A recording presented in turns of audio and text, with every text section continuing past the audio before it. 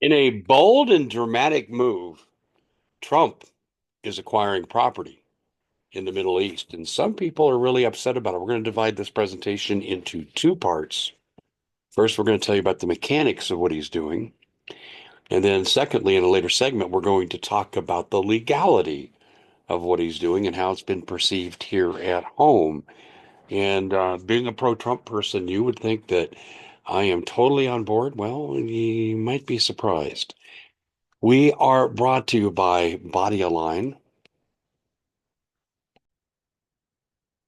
Still got time for the Love 35 sale, which is 35% off these great products here. And if you look here at the MF Defense, cell phone protected. I don't want to get brain cancer, glioblastoma, like McCain and Kennedy got, and they died from it. You don't either. We need our cell phones, but we need to be protected as well. This does the trick. Then you have the Ultimate Wellness Band that I wear right here. It gives me really good energy, completely natural, no side effects whatsoever. It's a great product here, and I get a lot done during the day because of this. Now, the other two products I'm not in need of physically, but a lot of people I know are taking the pain relief, and it works. It reduces the pain. And the sleep patch, if you're having trouble getting to sleep at night, this is your key. These great products and more are available at bodyalign.com/Dave Hodges. That's bodyalign.com/Dave Hodges. Just use the coupon code LOVE35 to get a great 35% off these quality products. Well, we have something here that is really very, very concerning to me, and it's about the Gaza planned takeover. And I think that's about the only way to put it. I'm going to quote Donald Trump right here, if you don't mind. Uh, President Trump said yesterday the U.S. would take over Gaza, remove debris, tunnels, and explosives left there by Hamas after the war with Israel, adding that he saw America taking a long-term ownership position. Trump went on to say the U.S. will take over the Gaza Strip and we will do a job with it too.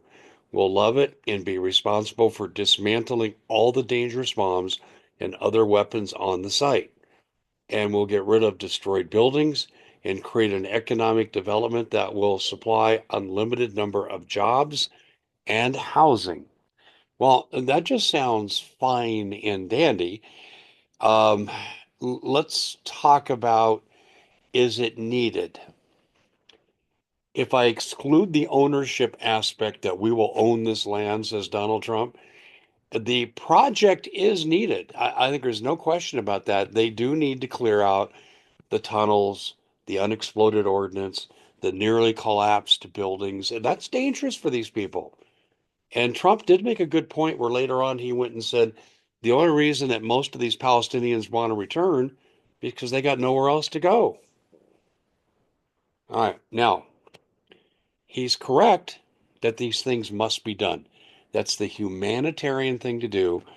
And I think Israel should force Hamas to clean it up. I don't think it's up to us.